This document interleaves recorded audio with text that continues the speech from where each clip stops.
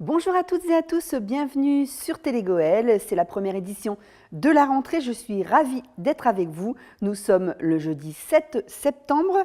Les enseignants, les parents, les enfants et les nombreuses personnes qui s'occupent de l'avenir de nos enfants, on vous souhaite une excellente année scolaire avec beaucoup de réussite. Vous avez repris les chemins de l'école lundi et on vous souhaite une très bonne année. Nous parlerons aujourd'hui du Louvre-Lens, de la magnifique exposition Georges Rousse qui va bientôt ouvrir ses portes à la Banque de France, de l'inauguration du monument canadien de la Côte 70, de la foire expo de Douai, des déchetteries, mais aussi de sport avec notre ami Fred de RBM. Et on fera un point sur ce qui s'est passé cet été sur votre territoire. Mais tout de suite, je retrouve Nathalie sur le plateau de Télégoël.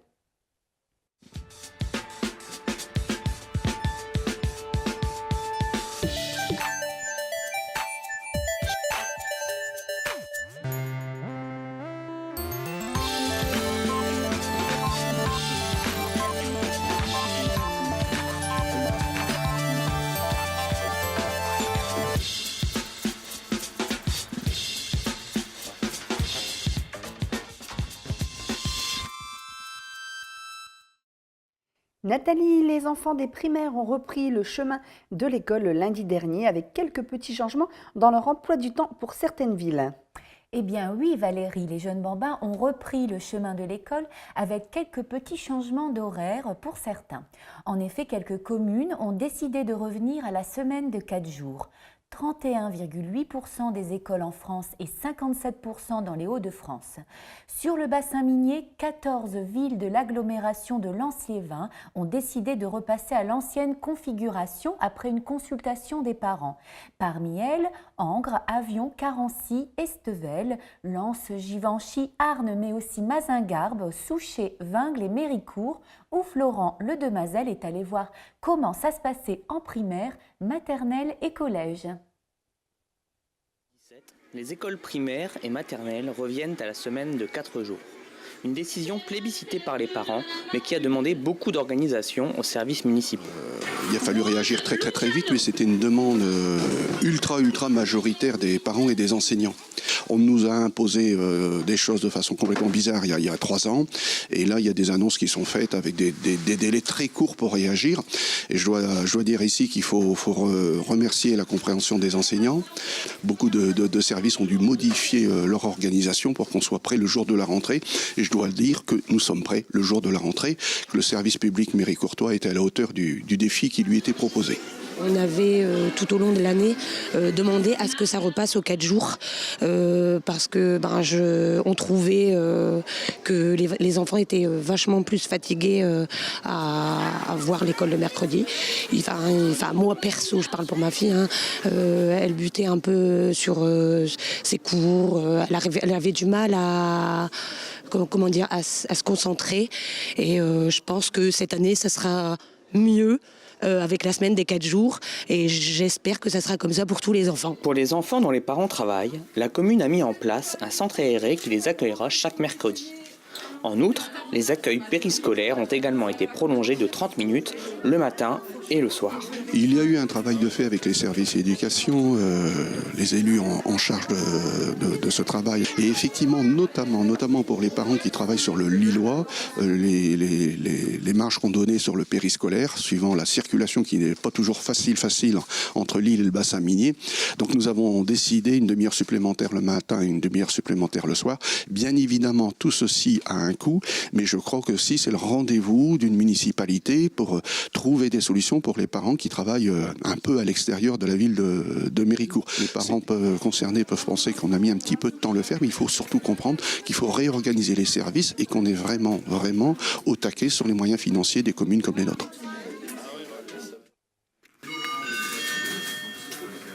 Particularité méricourtoise, chaque élève de la maternelle au lycée se voit offrir ses fournitures scolaires en concertation avec les enseignants et les établissements. Alors je peux vous dire que c'est quelque chose qui est apprécié et reconnu des familles. On a eu des témoignages spontanés de parents qui accompagnaient leurs enfants hier, et qui reconnaissaient que c'était un atout précieux pour leur réussite scolaire, la réussite scolaire de leurs enfants. Cette réussite scolaire se traduit directement sur les résultats au brevet, supérieurs à la moyenne nationale. Et effectivement, les résultats de notre établissement, puisque nous avons 95,45% de réussite au diplôme national du brevet. Sur les fournitures scolaires que nous mettons à disposition pour les enfants scolarisés à Méricourt, c'est un budget de près de 100 000 €. C'est pour vous donner l'importance. Le vœu que je formule, c'est que nous puissions continuer à le faire, parce que je dois dire mon inquiétude là-dessus. Sur les premiers chiffres que j'ai sur les différentes dotations, c'est 200 000 € de budget de fonctionnement en moins que nous allons avoir.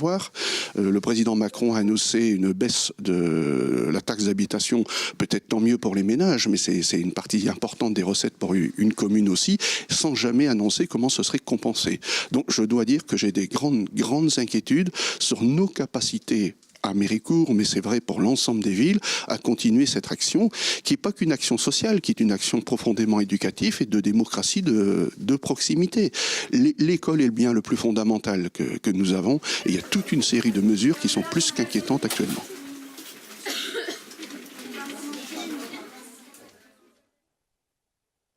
En tout cas, pour une première journée, les enfants ont l'air d'être enchantés. Mais une rentrée ne se ferait pas sans une belle exposition. Et depuis quelques années, Lens n'a que l'embarras du choix grâce au Louvre qui vous emmène chaque année à travers l'art et l'histoire avec de nouvelles œuvres. Cette fois-ci, c'est l'Antiquité et la musique qui s'installent à la scène à partir du 13 septembre prochain, avec musique, écho de l'Antiquité jusqu'au 15 janvier 2018. Une exposition à voir et surtout à coupler avec une autre exposition, cette fois-ci dans le centre-ville de Lens, celle de Georges Rousse, un artiste plasticien mondialement connu qui vous propose détournement de fonds à partir du 16 septembre à l'ancienne Banque de France. Nicolas Dionnet l'a rencontré durant l'installation pour nous la présenter. Georges Rousse, bonjour. Bonjour. Voilà, on est très fiers de vous accueillir ici à Lens. Ça fait quelques semaines que vous occupez ici l'ancien site de la Banque de France, de Lens, ici rue de la Paix.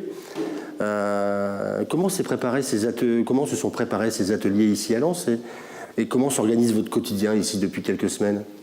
Alors, en fait, tout commence par une demande de la ville de venir visiter cette Banque de France et d'imaginer à la fois des installations et une exposition. Vous êtes ici depuis 2 semaines, mais en fait l'atelier avait débuté bien avant et vous avez voulu que les habitants de Lens et du territoire y participent. Comment s'est organisée cette préparation, puisque c'est pas évident pour un artiste tel que vous de confier une partie de sa création finalement à tout à chacun? Alors, depuis quelques mois, j'ai commencé une série à partir de journaux sur lesquels je fais peindre toutes les photos, de manière à interroger la photo généralement dans la presse. Est-ce qu'elle a un intérêt?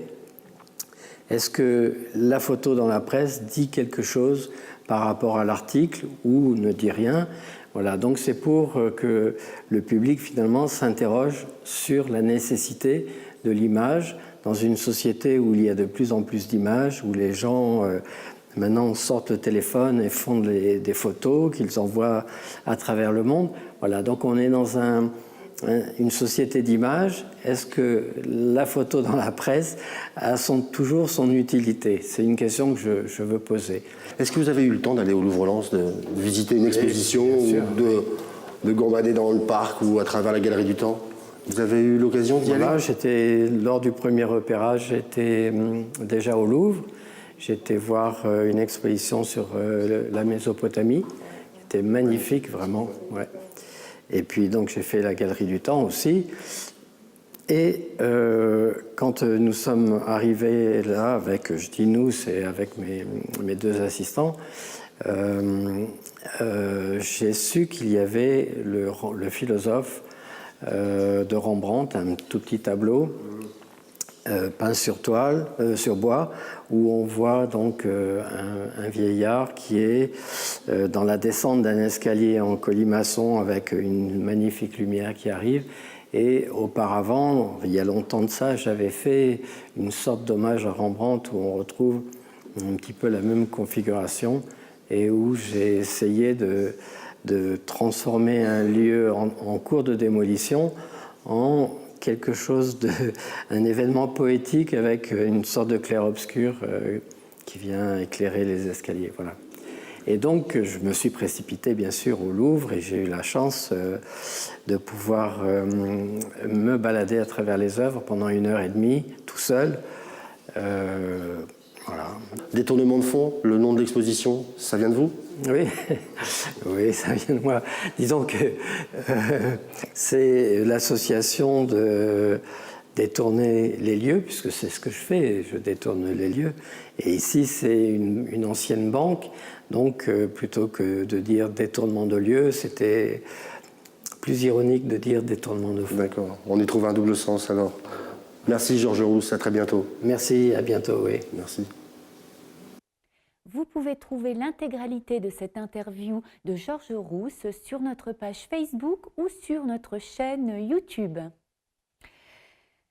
Ils étaient nombreux à venir assister à l'inauguration officielle du monument canadien de la côte 70 à Los Angeles, une bataille oubliée qui est aujourd'hui réhabilitée grâce à l'association Île 70 et qui devrait attirer beaucoup de touristes. Valérie, tu étais, je crois que c'était un moment très émouvant et un bel hommage. Tout de suite, on regarde le reportage. C'est à 4h25, le 15 août 1917, que le lieutenant-général canadien Arthur Currie lance une offensive sur la côte 70 de Los Angeles. Sous les ordres du commandant en chef britannique Douglas Haig, qui propose de capturer Lens pour détourner les Allemands de Passchendaele, Currie propose lui d'éviter Lens, qui avait déjà terriblement souffert et était en ruine, pour surprendre les Allemands 70 mètres au-dessus du niveau de la mer, d'où le nom de cette fameuse bataille, et ainsi tirer depuis les hauteurs pour repousser les Allemands. Une victoire canadienne qui repoussera 21 contre-attaques des Allemands. Pour rendre hommage à ces soldats venus défendre Lens et la France des forces allemandes, l'association X70, formée en 2012 par Mark Hutchings, et la ville de Los Angeles ont fait ériger un mémorial en lieu et place de cette bataille menée entièrement par les Canadiens. Alors le monument, on l'avait déjà inauguré avec les autorités lors de la bataille de Vimy, mais c'était resté confidentiel. Et donc je tenais, et les Canadiens aussi tenaient, à ce qu'on ait l'ensemble de la population qui puisse venir, parce que ce site n'est pas fermé, c'est un lieu qui sera ouvert et sur lequel on pourra continuer à développer des activités. Un site de plus pour un tourisme de mémoire, on a déjà beaucoup de touristes qui viennent. On a régulièrement des camping-cars anglais, des gens qui viennent de loin pour retrouver les traces de leurs parents. Et donc avec le Louvre, avec l'inscription UNESCO du bassin minier, avec les sites de la Grande Guerre, finalement on devient un territoire de tourisme. La cérémonie a débuté par la remise d'une gerbe de fleurs sur la stèle consacrée à Philippe Konowal, jeune immigré ukrainien volontaire qui combattait pour le Canada. L'allée sculptée de feuilles d'érable représentant les victimes tombées au combat et qui mène jusqu'au mémorial porte son nom. Jean-François Caron, maire de Los Angeles, Elodie Di Giovanni, sous-préfète, Mark Hutchings, président de l'association Île 70, les représentants d'anciens combattants canadiens et le lieutenant-général Paul Winnick, commandant de l'armée canadienne, sont ensuite montés au mémorial pour y déposer chacun une gerbe avant d'honorer tour à tour dans leur discours les soldats morts durant cette bataille dans l'amphithéâtre du mémorial. Ouais, c'était une journée incroyable. C'est très très important pour l'armée canadienne et pour les Canadiens et les Canadiens en général parce que nous avons perdu presque 2000 soldats ici. C'était une journée incroyable et pour noter cet événement très important pour le Canada. Les Lossois étaient nombreux à participer à l'inauguration de ce monument qui va devenir un lieu touristique très fréquenté dans les années à venir, tout comme le bel arbre de l'association Mosaïque érigé à l'entrée du mémorial. 1056, pour qu'on n'oublie pas cette victoire canadienne de la côte 70.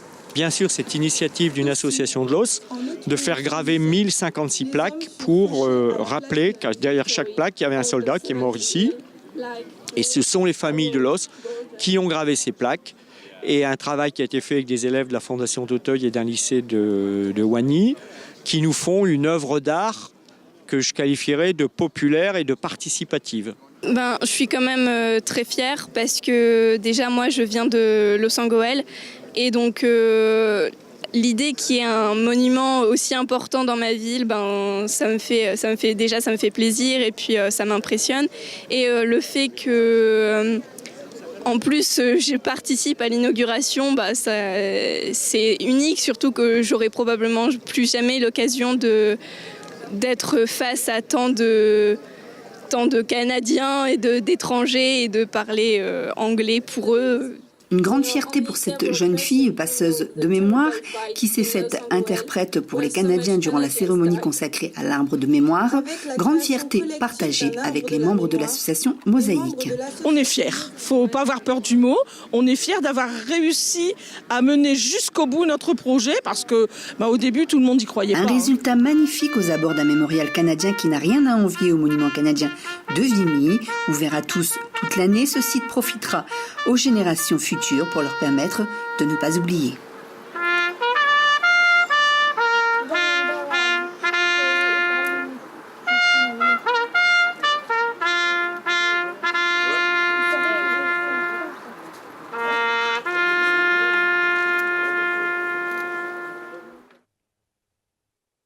Un reportage que vous pourrez également retrouver en intégralité sur YouTube et sur notre page Facebook. La ville de Noyelles-sous-Lens rendait hommage, elle, la semaine dernière à ses combattants. Comme chaque année, la fête de la Libération s'accompagne d'une commémoration sur les différents lieux symboliques de la commune en hommage aux morts pour la France. Accompagnés de l'Avenir musical, les élus municipaux, le conseil municipal des jeunes et la population ont déposé des gerbes de fleurs devant les différents monuments aux morts de la commune avant de se retrouver pour les traditionnels discours sur la place de la Libération. On écoute un extrait du passage d'Alain Roger, maire de Noyelles-sous-Lens. Combattants africains, maghrébins, asiatiques, originaires pour l'essentiel des colonies françaises, se sont battus pour un idéal de justice, d'égalité et d'émancipation humaine. Ce sont bien des égaux, fraternellement unis, qui ont mené le combat de la libération.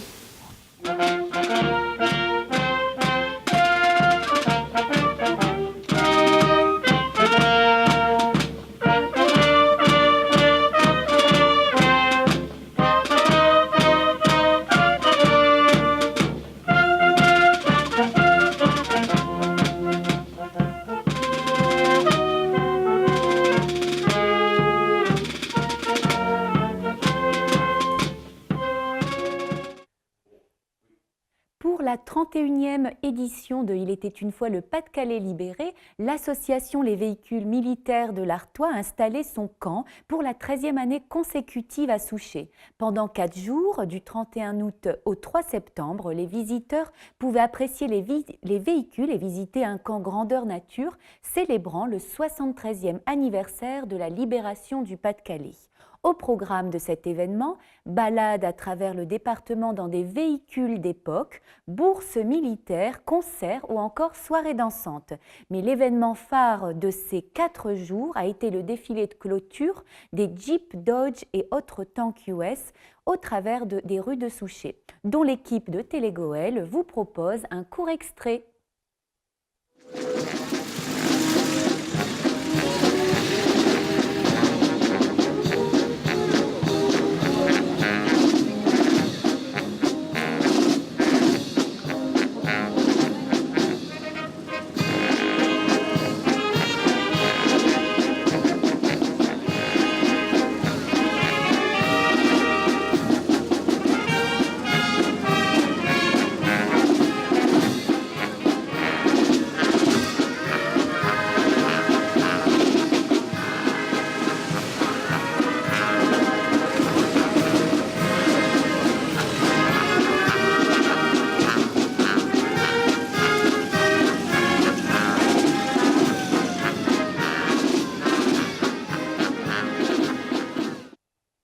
Le réseau de bus du territoire Tadao a lancé en juin dernier sa nouvelle application. Plus ergonomique, elle intègre depuis le 1er septembre le M-Ticket. Cette nouvelle fonctionnalité permet aux usagers du réseau d'acheter leur ticket via leur mobile et de les valider dans le véhicule grâce au système NRC ou QR code. Le M-Ticket fonctionne sur le même principe que le ticket papier, avec la possibilité de voyager sur le réseau pendant 1 heure. Avec ce système numérique, Tadao souhaite simplifier la vie des voyageurs, mais aussi les guider dans leur trajet. Le smartphone est devenu un outil quasiment incontournable dans la vie de tous les jours et Tadao souhaite bien s'appuyer dessus pour les années futures, comme nous l'explique Gaëtan Perche, directeur des projets pour le réseau Tadao. Avoir en fait son titre de transport, avoir en fait l'ensemble des outils en fait sur son téléphone. Je voyage beaucoup à l'étranger. Donc éviter de chercher en fait où acheter son titre, savoir où d'aller d'un point A à un point B, quelle ligne de bus je prends. Je pense que c'est assez inné dans notre jeunesse. Mes enfants qui voyagent également beaucoup, c'est le premier réflexe. Quand ils rentrent dans une ville, le premier réflexe, c'est est-ce que le réseau a une appli, est-ce que je peux avoir toutes les informations sur mon téléphone sans... voilà. Le réflexe aujourd'hui, c'est quand même le smartphone. Et c'est pour ça qu'on met un maximum d'outils pour répondre à ces réflexes de cette jeunesse. Je pense que demain, en tout cas, les gens pourront plus trop s'en passer. Vu l'étendue du territoire, vu la densification en fait, du réseau, vu la restructuration future en fait, du réseau avec l'arrivée des bulles, c'est un premier réflexe en fait, d'avoir l'instantanéité de l'information avec son téléphone. L'application M-Ticket, qui marque une étape pour l'utilisation du smartphone pour les clients. On a avec le SMT une nouvelle billettique, une nouvelle télébillettique qui sera interopérable en fait, avec la carte passe-passe à la rentrée de l'année prochaine. Et puis, oui, on travaille sur des sujets assez innovants, en fait, de mettre les abonnements et de mettre la carte passe-passe à l'intérieur du téléphone. Si vous avez envie de sport et que vous ne savez pas lequel, une seule solution, la 4e édition du village des associations de la ville de Lens. De nombreuses animations vous seront proposées. On écoute tout de suite Jean-Pierre Anon, le premier adjoint de la ville de Lens, nous dévoiler le programme de cette journée du 9 septembre de 10h à 18h. Le centre lensois d'éducation et des découvertes sportives, convivialité. Il s'agit de la 4e édition du village des associations. Donc, il se déroulera le samedi 9 septembre au stade Léo Lagrange, donc sur l'ensemble du périmètre du stade, avec bien entendu l'utilisation également de la halle Coubertin et de la halle Bertin-Champ. Et il y aura environ un peu plus de 80 associations qui seront présentes et également les services de la ville de Lens qui offrent des activités aux enfants durant l'année scolaire. Donc la médiathèque sera présente, l'école de peinture. C'est de permettre aux enfants de connaître à la fois le monde associatif, mais également de pouvoir éventuellement s'inscrire durant l'année scolaire à une association pour pratiquer des activités. Donc il y a un double objectif, c'est la reconnaissance de la municipalité pour les bénévoles des associations et tout le travail qu'ils réalisent durant l'année, mais également en jouant l'utile à l'agréable, également permettre aux enfants de s'inscrire dans la discipline qu'ils souhaitent. Je rappelle la date le samedi 9 septembre, donc de 10h à 18h. De nombreuses activités, venez nombreux. Il y a des nouveautés puisque une association a proposé d'organiser un grand tournoi de belote. Ensuite, il y aura des poneys, il y a aussi des structures gonflables qui sont installées donc à proximité sur les terrains. Donc vraiment de quoi permettre aux enfants de connaître les structures municipales qui peuvent les accueillir durant l'année scolaire, les associations auxquelles ils peuvent adhérer et suivre les activités. Donc j'invite vraiment les parents à venir avec leurs enfants nombreux parce que c'est vraiment une manifestation vraiment très importante où il y a une restauration prévue et de nombreuses activités qui sont offertes à cette occasion. La scène du Louvre-Lens a dévoilé mardi dernier la programmation de sa saison 2017-2018. Musique, danse, théâtre, conférences ou encore cinéma seront au rendez-vous. La directrice Marie Lavandier et son équipe ont une fois de plus parié sur un programme éclectique, toujours en lien étroit avec les expositions du musée. On retrouve cette année un grand voyage au cœur de la Perse et du Moyen-Âge et un grand volet consacré à la musique depuis l'Antiquité à aujourd'hui. Virginie Labroche, programmatrice de la scène, nous présente cette 5e édition. Donc c'est une saison qui, comme chaque année, est aux couleurs et en écho avec les expositions qui sont proposées au musée.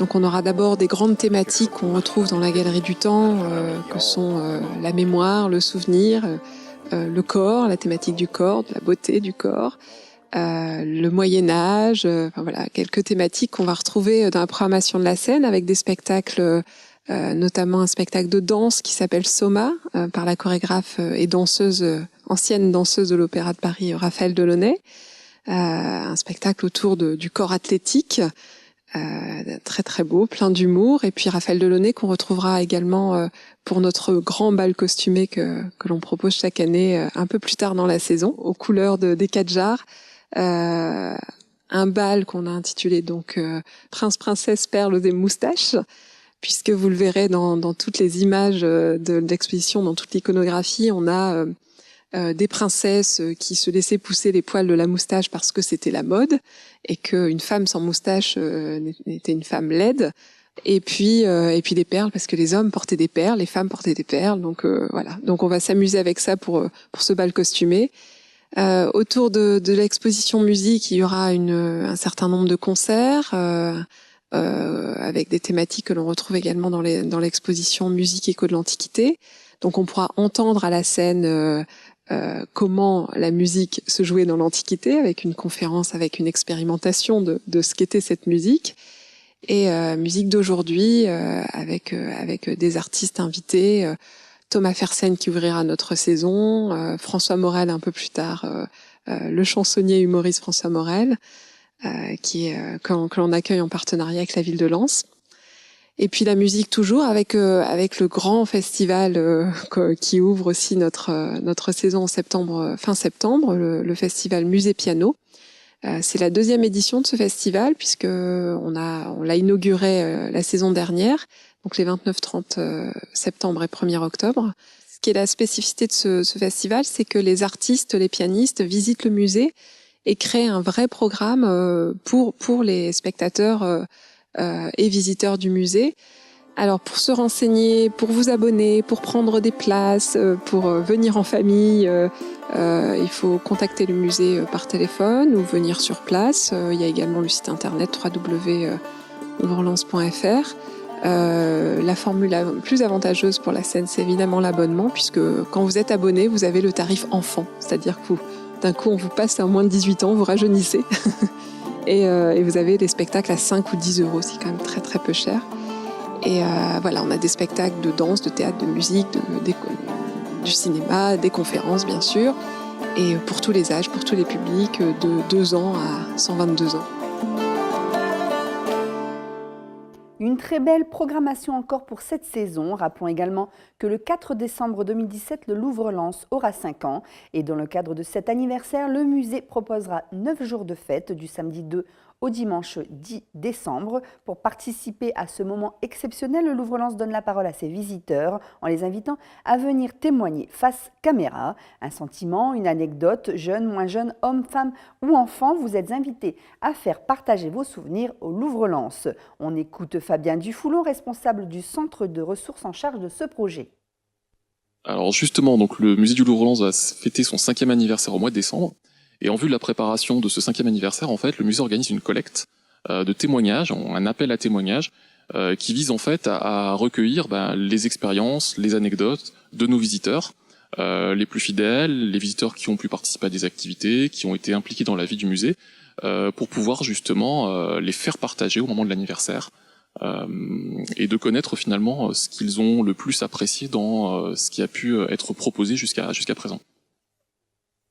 Alors effectivement, toutes les interviews sont filmées, puisque l'idée est de pouvoir ensuite les projeter, les diffuser dans le hall du musée, justement dans le cadre des festivités du 5e anniversaire, donc entre le 2 décembre et le 10 décembre.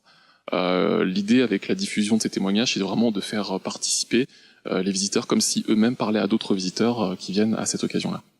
Alors un projet qui est ouvert à tous, aux adultes, aux enfants, aux adolescents.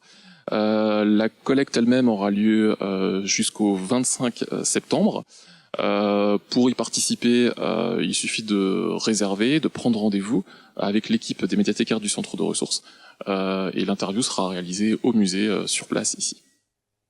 Jusqu'au 11 septembre, vous pourrez retrouver de nombreux exposants venus de notre territoire sur la foire Gaillante Expo à Douai, l'occasion de rencontrer des professionnels de l'immobilier, de l'automobile, de la gastronomie, mais aussi du bien-être. Des entreprises locales ou régionales, avec en prime chaque soir un spectacle avec de grands artistes. Collectif Métissé, Amir, Franck Michael, Triane, Soldat Louis et bien d'autres. Cette année, le thème de la foire est Cuba et les Lensois, après un festival latino à succès, seront présents avec leur mojito et leur salsa pour vous faire découvrir ce magnifique pays. Un reportage de Christophe Billoire et Valérie Lannoy. Envie de vous évader et de savourer un bon mojito? Attention, avec modération, alors rendez-vous tous les jours de 10h30 à minuit jusqu'au 11 septembre à la foire de Gaillante Expo à Douai pour rencontrer artisans et entreprises locales, régionales ou encore nationales et surtout y passer un bon moment. Alors, si vous voulez, la foire a 3 volets. Un volet un peu culturel qui consiste à présenter une exposition. Cette année, c'est l'exposition sur Cuba. Ensuite, un aspect très commercial, ça c'est le principe même d'une foire, des exposants et une clientèle qui vient découvrir les produits proposés. Et le Carré Brasserie qui est le lieu festif de la foire. Donc chaque soir, on a un spectacle au Carré Brasserie. Alors, le public d'abord peut se renseigner sur les produits qui sont présentés, soit dans la maison, soit sur des achats plus durables, même des automobiles sont là, puisqu'on a un nombre conséquent de marques de voitures. Et puis, ils peuvent se renseigner, découvrir, pour dans certains cas faire des essais. Et puis, bien sûr, si ça leur convient, ils achètent. C'est le principe même de la foire. 250 exposants cette année qui vont du vendeur de casseroles au concessionnaire automobile en passant par la robe de mariée et les gouttières en alu. Toute la journée, vous pouvez toucher, goûter, tester les nombreux produits des commerçants présents, commerçants qui se retrouvent souvent chaque soir avec le public au Carré Brasserie pour découvrir de grands artistes pour juste le prix d'un ticket de foire. Collectif Métissé, Amir, Philippe Laville, les Beatles, Franck Michael, Triane ou encore Kubiak. Un choix pour tous les âges, histoire de passer une bonne soirée avec également une première partie du groupe Adéquat et de l'animateur Joël Alain qui chauffe bien la salle avant le grand artiste et surtout qui fait profiter de ce fameux prosite très apprécié par le public. Et pour ceux qui préfèrent l'ambiance danse et chaleur de l'Amérique centrale, Gaillante Expo a choisi cette année Cuba pour son thème d'exposition. Voilà, Cuba. Alors, découverte de Cuba, une exposition qui présente des scènes de la vie quotidienne à Cuba, un bar où on peut déguster des mojitos, une ambiance musicale, des artisans qui viennent de Cuba, une série de photos qui présentent le pays. Cuba, avec le rapprochement entre les États-Unis et Cuba, est devenu une destination touristique assez prisée et il y a des renseignements sur quel est ce pays, comment vit-il aujourd'hui. Bon, il faut savoir que Cuba a été privé de beaucoup de choses pendant des années et des années. C'est une nouvelle ouverture au monde pour ce pays, donc je crois que c'est un pays attractif à visiter. Alors, ce qu'on peut constater, c'est que l'esprit de la foire reste ancré dans la mémoire des gens. La foire de Douai, c'est depuis 73 ans. Donc vous voyez, elle a commencé place du Barlet, elle est aujourd'hui ici sur le site de Gaillante Expo. Cette foire est ancrée dans la mémoire. Il faut savoir aussi que dans la région des Hauts-de-France, il n'y a plus beaucoup de foires. Il y a très peu de foires. Et donc c'est un état d'esprit, une espèce de sortie, d'occasion de voir les choses. Et je crois que cette foire a de beaux jours devant elle si on sait lui garder son âme. Une âme festive et chaleureuse que vous pouvez retrouver tous les jours jusqu'au 11 septembre à partir de 10h30 sur la foire. Télégoël vous offre vos invitations gratuites sur notre page Facebook jusque vendredi soir. Alors n'hésitez pas à vous y rendre. D'ailleurs, le président a un petit mot pour vous.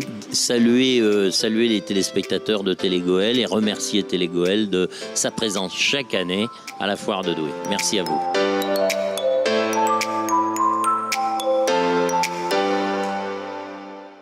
Vous l'avez entendu, on vous offre vos invitations gratuites pour la foire Gaillante Expo. N'hésitez pas à aller sur notre page Facebook, vous y trouverez toutes les modalités de ce jeu. À partir du 1er octobre prochain, l'accès aux déchetteries se fera grâce à des cartes individuelles fournies gratuitement par la communauté d'agglomération de Lens-Liévin. Cette carte, utilisable dans toutes les déchetteries de l'agglomération de Lens-Liévin, dans la limite de 16 passages par an et 3 mètres cubes de déchets déposés par jour, est disponible sur simple demande via le site de l'agglomération de Lens-Liévin. Ce nouveau système fait des émules et le traitement de milliers de demandes est un peu long, mais vous devriez recevoir vos cartes d'accès dès que possible à votre domicile. Si vous rencontrez des difficultés pour obtenir cette carte, n'hésitez pas à vous rapprocher du service gestion des déchets de la communauté d'agglo de Lens-Liévin. La fête de la libération de Noyelles-sous-Lens a une nouvelle fois accueilli beaucoup de monde cette année. Associée à la fête des associations, la manifestation a permis à bon nombre de Noyellois de venir profiter des différentes informations sur les clubs sportifs de leur commune et de s'essayer à quelques nouvelles disciplines sous un beau soleil.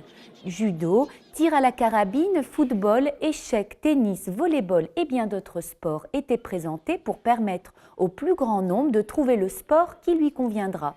Les enfants ont pu quant à eux profiter des jeux gonflables, toboggans, laser game et trampoline tout au long de la journée. C'est le groupe Métronome et son spectacle Mets des couleurs à ta vie qui a mis le feu au reste de la soirée, avec une participation exceptionnelle du maire de Noyelles-sous-Lens, Alain Roger et son équipe municipale, qui ont, c'est sûr, beaucoup de talent caché. Le traditionnel feu d'artifice est venu terminer cette journée. On regarde quelques images de notre correspondant noyellois, Adil Badji. J'entends parfois un peu sa voix. Je marche dans la ville, tout seul et anonyme. La vie, c'est billet, ce sont des billets. Je suis, je ne sachez que toi.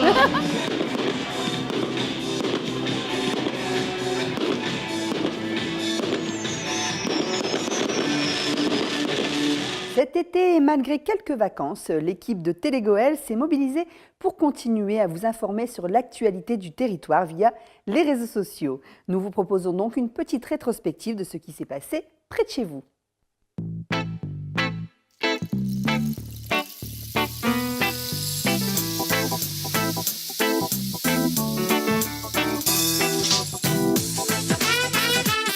Comme les centres aérés, de nombreux quartiers d'été avaient pris rendez-vous dans vos villes pour occuper les enfants. Exemple sur ces images à Billy-Montigny, Avion ou encore Loison-sous-Lens qui pendant une grande partie du mois d'août avait installé sa plage sur la base de plein air. Tous les dimanches, la ville de Liévin invitait ses habitants à envahir le parc Jules Bédard pour le kiosque estival. Musique, peinture, nature ou rencontres étaient au programme de ces journées à passer en famille. C'est aussi en famille que les passionnés d'histoire et de nature sont allés à la découverte des terris du 11-19. Ces montagnes noires dont on ne connaît jamais assez l'histoire ont attiré la curiosité des régionaux ou de vacanciers. C'est la première fois, mais on reviendra à découvrir ce beau paysage. Pas trop dur la montée ? Non, ça va. Un peu, mais ça va. C'est une vue à 360 degrés, donc ça vaut le coup, quoi. Bon, c'est un peu brumeux aujourd'hui, mais je pense qu'avec un temps clair, ça doit être magnifique. Le paysage, comme on disait, on a l'impression que tout est noir, et puis en fait, c'est très très beau, très fourni en végétaux et très sympathique. Le musée Lens 14-18 de Souchet proposait des animations cet été.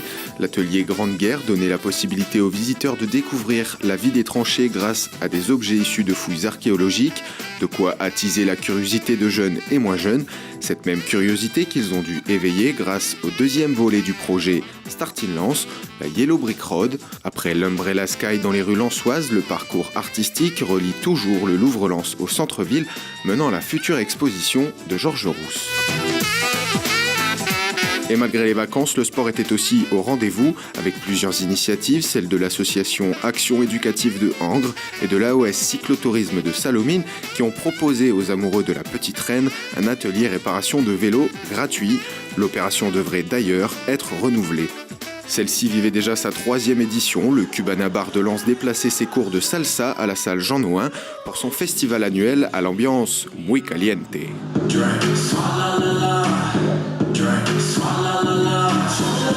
Comment ne pas parler football sur un territoire passionné comme celui de Lens-Liévin? Des centaines de jeunes âgés de 6 à 15 ans ont profité des infrastructures du Racing Club de Lens lors des désormais célèbres stages sang et or.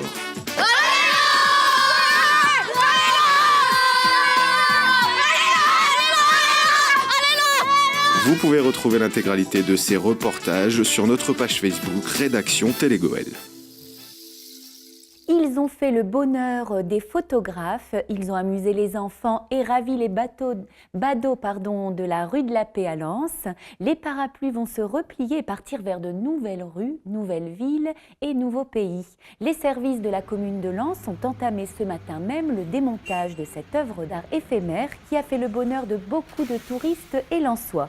Mais la couleur ne va pas quitter la rue de sitôt, puisque fin de semaine, un énorme container rose viendra s'installer sur le parvis de la Banque de France pour accueillir l'Office de tourisme à l'occasion de l'exposition Georges Rousse qui démarre le 16 septembre prochain.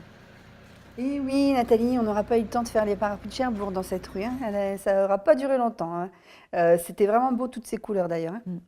Alors, on a hâte de voir d'ailleurs l'exposition Georges Rousse, en tout cas, qui est dans cette même rue, et qui va démarrer le 16 septembre. Et d'ailleurs, on va pouvoir accéder à bon nombre d'événements culturels, de manifestations et autres occupations dans quelques mois, puisque le bus à haut niveau de service arrive pour nous y emmener. On parle tout de suite de ces nouveaux bus avec notre invité du jour, monsieur Jean-Christophe Géhin, directeur de Tadao.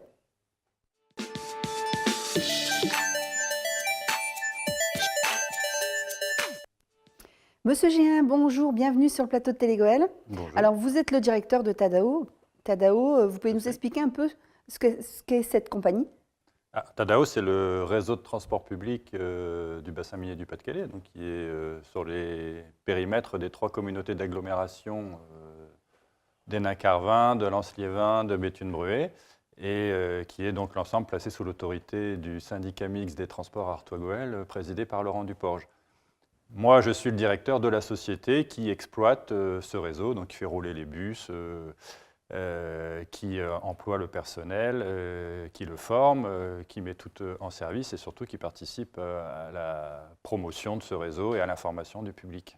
Donc Tadao, c'est combien de lignes, combien de bus qui circulent et combien de personnel? Alors, il doit y avoir une 60aine de lignes quasiment sur l'ensemble du périmètre Tadao. On emploie directement avec l'entreprise exploitante actuellement 400 personnes, mais il y a quasiment autant de monde qui travaillent dans des sociétés sous-traitantes qui font à la fois des lignes régulières et beaucoup de circuits scolaires pour emmener les enfants à l'école. Et puis on utilise presque 450 véhicules pour transporter à peu près 55 000 personnes pour un jour scolaire moyen. Tadao, ce n'est pas seulement les bus, c'est aussi des vélos, un lien avec les TER? Alors c'est un ensemble de services de mobilité qui a vocation à se développer, mais déjà aujourd'hui, effectivement, on peut utiliser avec son abonnement Tadao les trains TER quand ils existent pour se rendre d'un point à un autre. Par exemple, pour les de Lens à Béthune, on peut monter dans le train avec son abonnement Tadao. On peut aussi louer chez Tadao des vélos pour une courte ou une longue durée, des vélos électriques, et se déplacer dans le secteur à vélo. Alors, vous êtes là aujourd'hui pour nous parler de la modernisation du réseau, avec d'ailleurs le nouveau bus à haut niveau de service qui va circuler. Est-ce que vous pouvez nous parler de ce bus? Quelles vont être ses fonctionnalités? Comment va-t-il être?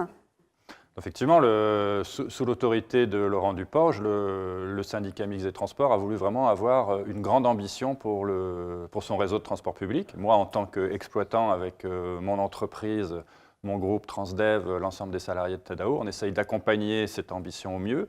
Et donc, pour faire que d'ici 18 mois, une vraie différence marquante soit visible par tout le monde pour le fonctionnement, la qualité, la performance des transports publics. Le début de ces transports est prévu pour quand à peu près? C'est prévu pour 2019. Donc les bus vont démarrer. Donc c'est des bus, il va y avoir des bus électriques, des bus hybrides, des bus...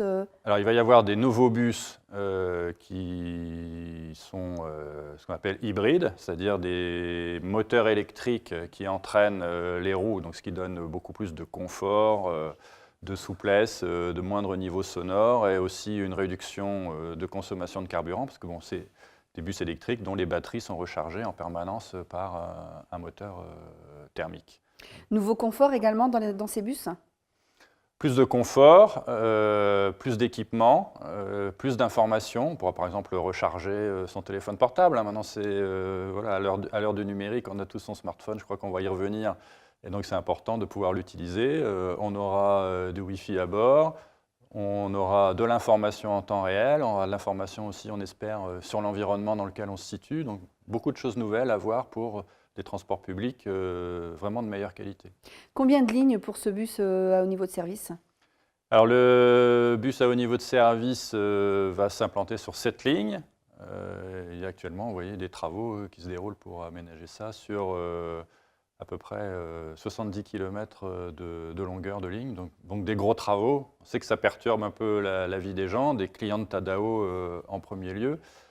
Mais bon, il faut en passer par là pour réussir à obtenir cette Je crois que vous révolution. avez mis en place d'ailleurs une application et des points d'accès pour que les gens, les clients de Tadao, puissent s'informer d'ailleurs sur les changements d'horaire, les changements de ligne en ce moment qui est vu les travaux. Alors, deux choses. Il y a alors deux applis. Il y en a une qui est spécifique aux travaux pour ce qui nous concerne, qui s'appelle ZenBus, qu'on peut télécharger sur tous les stores, sur lesquels on voit actuellement, pour ce qui concerne la ligne Bulle numéro 1, qui va donc de Liévin jusqu'à Noyelles, d'est en ouest ou d'ouest en est en l'occurrence. Avec cette application ZenBus, on a le gros avantage de voir le positionnement de son bus en temps réel. C'est-à-dire que c'est sur une cartographie et on voit exactement où est le bus, quand il arrive, quel itinéraire il suit, etc. Donc il faut la télécharger pour avoir... Comme le bus est perturbé en ce moment par les travaux, qu'il y a des déviations, des modifications dans les horaires de passage, etc., c'est un moyen d'avoir de l'information en temps réel et de se repérer beaucoup plus facilement dans les perturbations des travaux. Alors pour nous, c'est une première occasion de mettre à disposition du public de l'information temps réel, c'est-à-dire que les gens puissent voir sur leur smartphone, sur leur ordinateur aussi, mais surtout sur leur smartphone, parce que c'est ce qu'ils ont dans la poche au moment où ils vont prendre le bus, d'avoir vraiment toute l'information disponible et de l'information temps réel, c'est-à-dire instantanée sur la réelle position du bus, le réel temps qu'on va mettre, combien de temps on va l'attendre réellement, et vraiment où il est, et là on le voit arriver directement sur son téléphone. Et une seconde application qui va aider les clients à prendre le bus. Et alors une seconde application qu'on a mis aussi en place en juin, qui est plus générale, là, qui ne concerne pas que la ligne travaux, mais l'ensemble du réseau sur lequel on trouve toutes les informations pour se déplacer. En particulier, là aussi, donc elle est beaucoup plus facile d'utilisation, ergonomique, et elle est centrée aussi sur une cartographie, c'est-à-dire que par rapport à l'endroit où on se trouve, on a directement les informations de proximité. Donc, avec un simple bouton, on voit tous les bus qui sont immédiatement à proximité de l'endroit où se trouve, et avec les directions desservies, le temps d'attente du prochain bus qui va arriver. Quelle sera l'amplitude des horaires pour ces nouvelles lignes? Est-ce qu'on pourra prendre le bus toute la nuit, 24 heures sur 24? Non, je ne pense pas, ce ne serait pas raisonnable. Je pense que par contre, pour par exemple les heures tard le soir ou tôt le matin, il y aura des systèmes nouveaux qui peuvent arriver, mais je n'ai rien à en dire pour l'instant. Il y aura certainement une amélioration d'amplitude horaire, mais ce qui compte surtout, c'est que pour ces bus à haut niveau de service, c'est qu'ils seront plus fréquents, plus rapides, plus réguliers, plus confortables, avec plus d'informations, plus faciles d'accès, plus accessibles et mieux respectueux de l'environnement. Donc tout un bouquet de qualités supplémentaires qui doivent donner envie aux gens de les utiliser davantage. Et de laisser la voiture au garage pour éviter la pollution. De laisser la voiture au garage, évidemment. Donc on essaye de faire en sorte d'être plus séduisant pour séduire les gens qui sont en voiture, mais aussi pour permettre à tous les gens qui n'ont pas de voiture ou pas envie de l'utiliser, de se déplacer beaucoup plus facilement. Niveau sécurité, est-ce qu'il va y avoir des choses mises en place pour les voyageurs? Au niveau sécurité, c'est-à-dire si les voyageurs ont peur de prendre le bus parce qu'ils ont peur de se faire agresser, ou est-ce qu'il y a des systèmes dans le bus qui permettraient de sécuriser les gens dans le bus? Alors d'abord, il faut voir que le bus est quand même un système extrêmement sûr, donc les événements malheureux sont quand même très rares.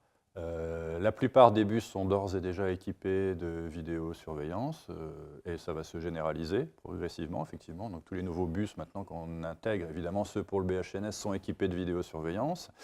Et puis là en ce moment on est en train de renforcer nos équipes effectivement de terrain pour faciliter la sécurisation du réseau, lutter contre la fraude, en fait effectivement faire en sorte que les gens soient plus tranquilles dans leur environnement de transport. Donc il faut patienter en fait, il faut vraiment patienter pendant que les travaux se font parce que c'est un peu difficile peut-être pour les habitants, mais ce sera une très belle ligne qui va desservir beaucoup de villes et puis en plus qui sera écologique, on va dire. Ce sera tout à fait spectaculaire. En effet, c'est vraiment un projet très ambitieux et rare qu'un système voilà, aussi général sur un périmètre aussi large. Alors on attend avec impatience ce bus à haut niveau de service. On se reverra certainement le jour de l'inauguration du premier départ, bien, je pense. Je vous remercie d'être venu sur le plateau de Télégoël. Merci beaucoup. À très bientôt. Bonne journée. Merci, au revoir. Alors, notre JT n'aurait pas le même dynamisme et la même forme sans lui. On retrouve tout de suite notre ami Fred Peter pour sa rubrique sport.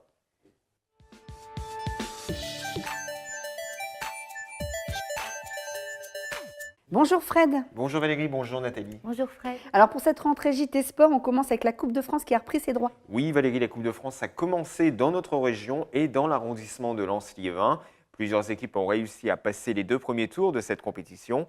On va les citer d'ailleurs. On peut parler d'Aix-Noulette, de Avion qui a battu Saint-Laurent-Blangy 5-0. Billy Montigny, Bouvigny-Boyeuf, le Fouquier-les-Lens qui a arraché sa qualification la semaine dernière dans les prolongations. Toujours en lice, Grenay, l'US Lens, le FC Hauts de Lens, Liévin-Diana, Le Sangoël, Noyelles-sous-Lens, Vimy ou encore Vingles. On va retrouver ces équipes sur les pelouses de notre bassin minier et de l'arrondissement de Lens-Liévin ce week-end pour le 3e tour de la Coupe de France. Donc n'hésitez pas à aller les encourager. On espère qu'il y aura une équipe de chez nous en finale. Bien sûr. Alors par contre, Buis-les-Mines, Annay-sous-Lens, Servin-Verdel, l'Olympique Liévin, Calonne-Liévin, Vendin-le-Vieil ont quitté la compétition la semaine dernière à l'issue du 2e tour. Ces équipes ont été éliminées. Alors que Bois-Bernard-Acheville, Angres, Loison-sous-Lens, Élodie-Lowette, Estevel, Arnes, Mazingarbe, Meurchin, Pont-Aventin, Saint-Angouel, Salomine ou encore Souchet n'ont pas passé le cap du premier tour. Ils auront sûrement plus de chance l'année prochaine. Ce n'est pas encore la Coupe de France, mais pour eux, il va falloir se reconcentrer sur le championnat. Oui, bien sûr Valérie, on va parler des joueurs du Racing Club de Lens qui sont en train de retrousser leurs manches. Ce matin avait lieu un entraînement ouvert au public. Les supporters sang et or ont pu voir leur poulain de près, mais également les nouvelles recrues comme Frédéric Duplu qui nous vient de Belgique. L'entraîneur Eric Sicora a quant à lui donné une conférence de presse 2 jours avant un match important contre Lorient. Ce sera ce samedi à Bollard-des-Ulis. Conférence de presse d'avant-match au Racing Club de Lens, l'occasion pour Gervais Martel de faire un point sur le recrutement et la situation du club. Il y a situation d'urgence, bien entendu. On ne peut pas dire tout va bien, puis on va attendre, il reste 34 matchs ou 33 matchs parce qu'on a perdu les 5 premiers. Je crois que je serais un farfelu si je disais l'objectif c'est la montée. L'objectif c'est qu'Eric et son équipe puissent déjà gagner un match. Après je t'en parlerai dans 2-3 matchs. Quand on est sur une hémorragie pareille avec 5 défaites, on se doit de se concentrer sur le match qui va venir après-demain. Donc on va essayer de tout faire. Je sais qu'ils vont essayer de tout faire pour je dirais, redresser au moins la tête à ce niveau-là. Espérons maintenant qu'avec, je dirais, ces 4 renforts qui étaient peut-être pas prévus au départ, mais qu'on a fait dans les derniers jours, vont nous permettre de démarrer enfin notre saison, ce qui n'a pas été le cas, vous le savez bien, depuis le début de l'année. 3 des 4 dernières recrues du mercato estival lensois ont été présentées ce jeudi. Frédéric Duplus, latéral droit, arrive d'Anvers pour 2 années plus 1 en option. Moussa Mahazou a signé un contrat de 3 ans en provenance d'Ajaccio. Souleymane Diarra est prêté par le club d'Ujpest en Hongrie avec option d'achat unilatérale, c'est-à-dire que seul le club décidera ou non de garder le joueur. Cyril Bayala est quant à lui actuellement au Burkina Faso. Après avoir joué en sélection, l'ailier est resté dans son pays pour régler des papiers administratifs. C'est un groupe super où il n'y a pas grand-chose à redire au niveau du comportement, au niveau des choses comme ça. Donc moi, mon rôle, il va rester le même. Je vais parler un maximum. Il y a encore beaucoup de jeunes qui sont super demandeurs. Donc voilà, je vais essayer d'apporter ce que je sais faire sur et en dehors du terrain. Moi, je dis au coach, voilà, je suis là, il peut me mettre partout. Mes gardiens, je joue. Hein. Moi, j'ai pas de problème. Donc voilà, j'ai parlé avec le coach ce matin. Donc il m'a dit sa préférence, voilà. Donc voilà, j'espère que je vais avoir beaucoup de ballons et voilà, il faut courir, il faut travailler. Donc voilà, j'espère que ça va bien se passer. Je risque quelque chose parce que là, si on fait rien, on va descendre en national, donc on va tout faire pour essayer de monter. On va tout faire pour travailler sur le terrain, les entraînements et puis après le reste, ça va venir. Éric Sicora a rencontré les supporters ce mercredi afin d'expliquer la nouvelle situation du club avant un retour au Stade Bollaert samedi face à Lorient. Une réunion qui a été bénéfique. Ils ont pu aussi dire ce qu'ils pensaient, ce qu'ils avaient sur le cœur. Donc voilà, ça a été positif, ça s'est bien déroulé. Même s'il y a des moments où forcément on a une position aussi à l'heure, mais avec le dialogue on arrive à résoudre pas dire les problèmes, les petites différences qu'on peut avoir. Aujourd'hui, Bollaert, il attend qu'une chose, c'est de vibrer. Et c'est nous, sur le terrain, qui devons donner les ingrédients pour que ce public suive et nous pousse, et nous transcende. C'est ce que j'ai dit hier, voilà. Le groupe lensois a profité de la trêve internationale pour partir en stage de 3 jours au Touquet. L'occasion pour le coach lensois de préparer au mieux son groupe pour le reste de la saison. On a fait 4 entraînements, on a fait une activité, voilà. Après on a mangé ensemble, voilà, dans un cadre autre que l'hôtel, ou un peu plus détendu. Donc voilà, ça s'est bien passé. Ça s'est bien passé. Ça, justement, c'était ça aussi, c'était un peu de pouvoir partager ces moments-là sans se dire on est dans le cadre de l'hôtel avec un repas bien précis. Voilà, c'était on est tous ensemble, on parle, on rigole, on mange un peu autre chose. Et puis voilà, c'était ça surtout.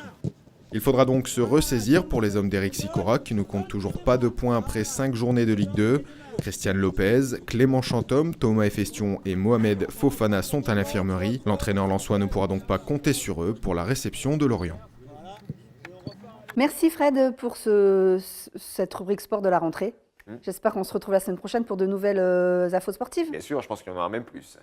Alors, ce premier JT de la rentrée est terminé. Merci Fred, merci Nathalie, merci à toute l'équipe de Télégoël, à nos correspondants locaux, Éric Muller, Florent Le de Basel, Adil Badji, Laurence Decroix, Jean-Christophe Garibian et Olivier Averland. On se retrouve la semaine prochaine pour un tout nouveau JT. Je vous laisse découvrir à la fin de ce journal une toute nouvelle émission intitulée 128K. N'hésitez pas à nous laisser vos commentaires sur les réseaux sociaux. Et également venir sur notre page Facebook pour gagner des invitations pour la foire Gaillon Expo. À très bientôt sur Télégoël.